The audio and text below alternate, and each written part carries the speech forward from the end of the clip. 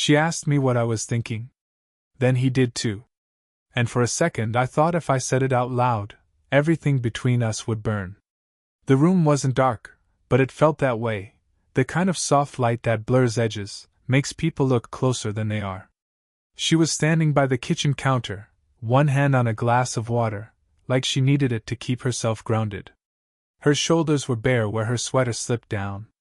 I'd seen her wear it before, but not like that, not hanging loose, not with her hair still damp from the rain. I was supposed to be helping her move some things. That's all it was meant to be. She had the kind of voice that makes ordinary words sound final, like she's already decided how things will go. But that night, there was something in the pauses. Like she wasn't sure. "Can you hand me that box?" she asked. Her voice was calm, but her eyes flicked toward me too quickly, like she wanted to look away, but didn't. I passed it over, brushing her fingers by accident. Except I don't think either of us really believed it was an accident. Her nails were short, clean. I noticed her hand tremble, just barely, before she pulled it back. We didn't speak for a while after that. The rain outside softened everything, sound, time, breathing. The kind of quiet where you hear every movement, even the small ones. She broke it first. "You're very quiet tonight." I smiled, or tried to. "You usually talk enough for both of us."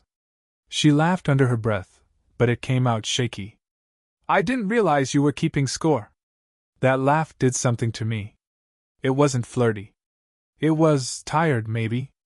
Or careful. The kind of sound people make when they're not sure if they're allowed to feel lighter than they should. She turned to me then, one hand resting against the counter, her body angled just slightly, close enough that I could feel her warmth. Not heat. Warmth. It's different. Heat demands. Warmth just exists, and you find yourself leaning into it before you notice. Her hair had started to curl near her neck where it dried unevenly. She looked like she'd forgotten to care about how she looked, which made it impossible not to look at her. "Do you ever stop thinking?" she asked suddenly. The question caught me off guard. "What do you mean?" "You have that look," she said. "Like you're halfway somewhere else. Thinking something you shouldn't." I laughed softly, more to buy time than to answer. "Maybe I am." She tilted her head, searching my face. "And where does that take you?" I should have said something harmless, a joke, a deflection, anything to make it sound normal. But the truth was pressing against the back of my throat, heavy and stupid. "To you," I almost said. But I didn't. Instead, I looked down, at her hand resting near mine on the counter. Close enough that if I moved even an inch, our fingers would touch again. She didn't move either. For a moment, it felt like both of us were holding still for the same reason, afraid that moving would mean admitting something neither of us was ready for. Then a sound broke through, the front door opening. Her body went stiff. A voice called from the hall, too casual, too familiar. "Hey, everything okay in here?" She stepped back so fast I could still feel the space she left behind. I swallowed, hands empty now. When they both looked at me, her and the man at the door, and asked what I was thinking, I smiled. And lied. I was just about to leave. The next time I saw her, it wasn't planned. She was standing outside the cafe, talking to someone on the phone, her hair pulled back this time, her eyes hidden behind dark glasses. I almost walked past, but she spotted me first. She ended the call without finishing her sentence. "Hey," she said. "You disappeared the other night." There was no accusation in her voice, just quiet curiosity. But it still made my chest tighten. "You had company," I said. She didn't deny it. Just smiled, small and knowing. "He's not what you think." She didn't explain, and I didn't ask. We both pretended that was enough. Inside, the cafe smelled like rain and burned espresso. She sat across from me, stirring her coffee even after the sugar had dissolved. I watched the spoon turn in her hand, slow, rhythmic, distracted. I'd learned that she used to be married. He was older than her, successful, cold. "It ended quiet," she'd said once, in that detached way people use when they've told the story too many times. She hadn't dated much since. Work, she said, took most of her time. I wondered if that was true, or just safer to say. People talk, she said suddenly. I looked up. About what? About situations that don't fit the usual picture. She gave a half-smile. Like a woman my age having coffee with someone your age. I shrugged, trying to sound casual. You think I care what people talk about? No, she said. That's what makes it worse. There was something in the way she said it, quiet admiration folded inside a warning. She reached across the table to move my cup closer, her fingers brushing mine for just a second too long. I froze, but she didn't seem to notice, or maybe she did, and wanted me to. Her perfume wasn't sweet. It was something warmer, faint cedar, maybe, and skin. When she leaned closer to say something, her breath touched my cheek, and I forgot what air was supposed to feel like. Later, when we stepped outside, the rain had stopped but everything still shimmered. We walked side by side, either of us saying much. She wrapped her arms around herself even though it wasn't cold. You shouldn't keep looking at me like that, she said softly, eyes on the ground. Like what? Like you're waiting for permission. She said it like a joke, but her voice caught halfway through. We stopped at the corner where our paths split. Her house was 2 blocks left. Mine, right? The silence stretched long enough to feel like a choice. She reached out, almost absently, and brushed a strand of wet hair from my forehead. Her hand lingered, just a second too long again, before she caught herself and stepped back. I'll see you, she said, her tone clipped now, as if she'd remembered something she shouldn't forget. I nodded, not trusting myself to speak. As she turned away, I caught the faintest tremor in her voice. Don't make this harder than it already is. The light changed, and she walked off before I could ask what this meant. But the warmth of her touch stayed, exactly where she'd left it. It happened a week later, by accident again. Or maybe we'd both stopped believing in accidents. She'd asked me to help fix something in her living room, a lamp that wouldn't turn on. I brought tools I didn't need, pretending I knew what I was doing. She pretended not to notice. The house was quieter than usual. No music, no rain, just the hum of a refrigerator in another room. She was wearing a loose white shirt and jeans, barefoot, her hair tied up but with pieces falling out. She looked unguarded. You always look so serious, she said from behind me. I'm just trying not to break anything. That makes one of us. I turned then, too fast maybe. She was close. Close enough that the air between us felt weighted. The kind of nearness that makes you forget the rest of the world exists. Does it ever get easier? I asked, not really sure what I meant. She blinked. What? Pretending we don't notice. Her eyes stayed on mine for a heartbeat too long. Then she exhaled, a small, careful sound. You shouldn't say things like that. Then stop giving me reasons to. She almost smiled. Almost. Before either of us could say more, a phone buzzed, sharp, intrusive. She reached for it on the table. A man's name lit up the screen. I didn't mean to read it, but I did. Her hand hovered over the phone before she turned it face down. It's no one. It wasn't. And we both knew it. She walked past me to the window, crossing her arms. People see what they want to see, she said. And they'll talk. They always talk. I don't care what they think. She turned. You will. Something in her tone made me stop. She looked small for the first time, not in stature, but in the way someone looks when they've spent too long holding everything in. I've already been the story before, she said quietly. I'm not doing that again. I wanted to say something that made it okay. But nothing would have been true enough. She took a step toward me, then another. Her eyes flicked down my mouth, then back up. It was barely a second, but it felt like a decision. Neither of us moved after that. The distance was a breath. A heartbeat. Her fingers brushed the edge of my sleeve, hesitated, then stayed. The lamp I'd been pretending to fix toppled slightly, its cord pulling free. The bulb flickered, a faint pulse of light that caught the gold in her hair. She laughed under her breath, soft, nervous, and didn't move her hand. "Guess you fixed it," she said. I wanted to tell her she had it backward, that something else had broken instead. But then there were footsteps in the hall. Voices. She froze. I stepped back, the moment snapping like a string pulled too tight. A knock followed. "You home?" She swallowed hard, whispered without looking at me. "Don't say anything." The door opened a crack. She smiled toward it, steady now. "Just a friend helping with a light." When the door closed again and the footsteps faded, she turned back to me, eyes darker, softer. Neither of us said another word. But she didn't step away this time. She didn't text for days after that. No reason. No explanation. Just silence, the kind that grows teeth. I told myself it didn't matter, that it wasn't my place to expect anything. But every night, I caught myself replaying that moment, her hand on my sleeve, her voice whispering, "Don't say anything."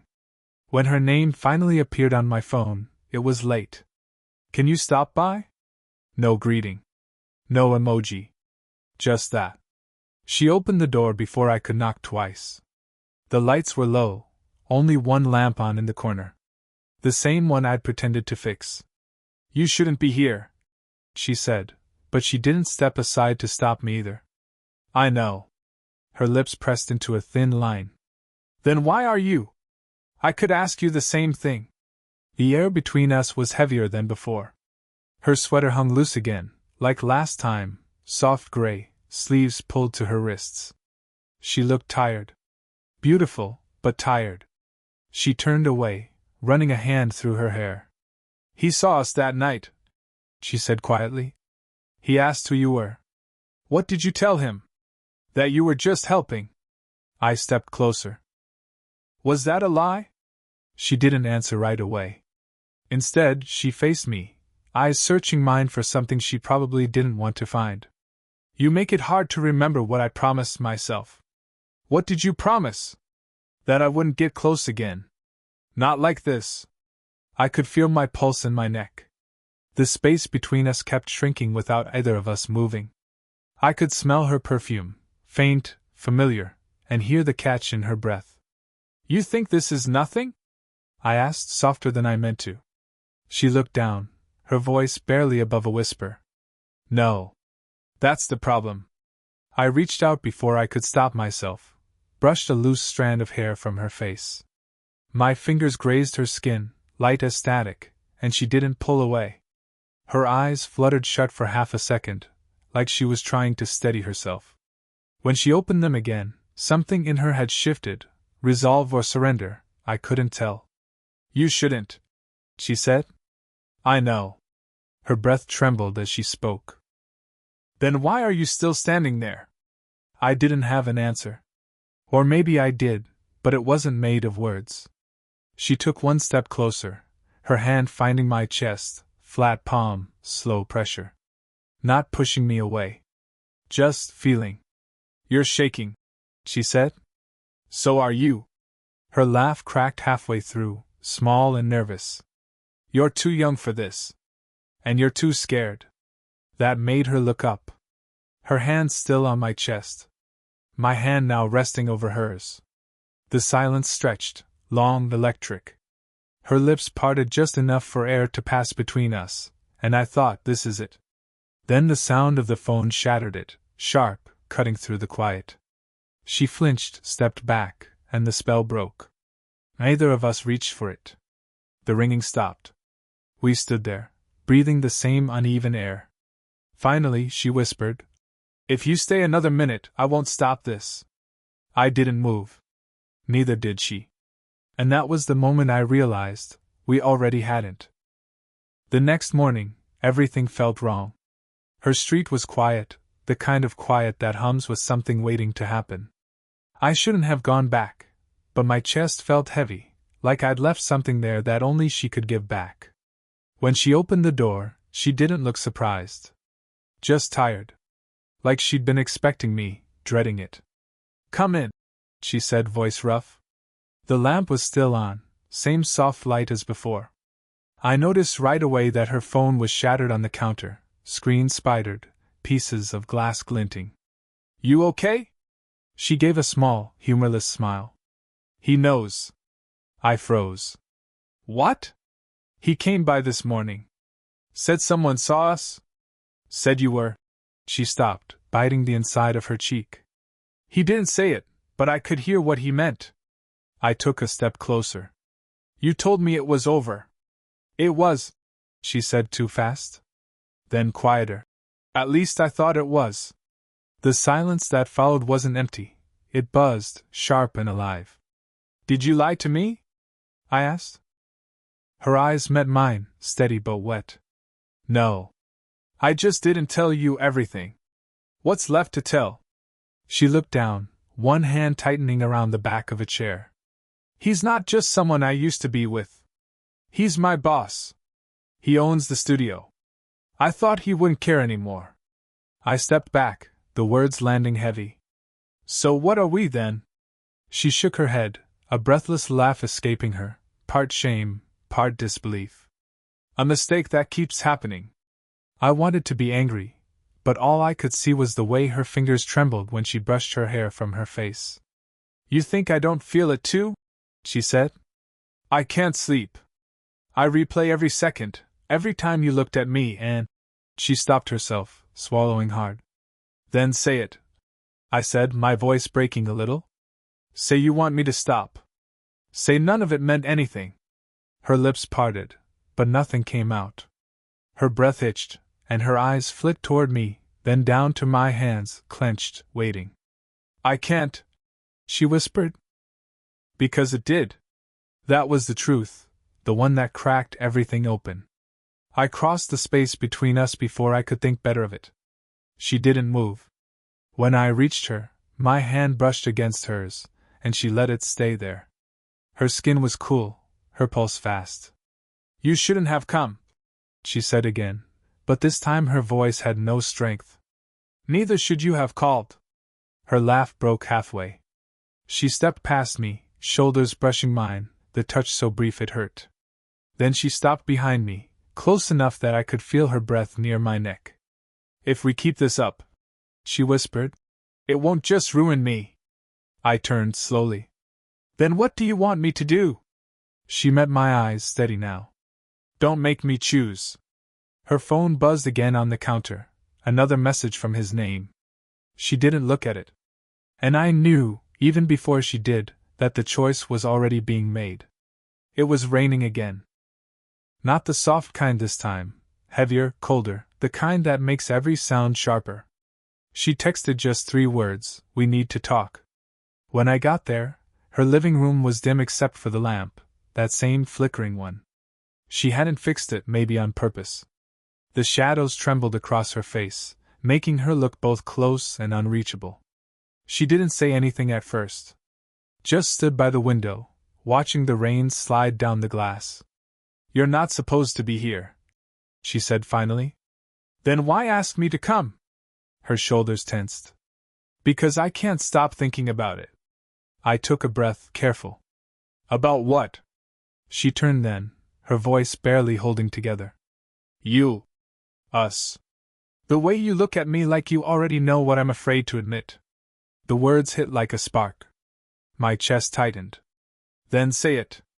I can't. Yes, you can. Her eyes flashed, anger or fear, maybe both. You don't understand. He called me again. Said if this gets out, I lose everything. My work, my name, all of it. I stepped closer, my voice low.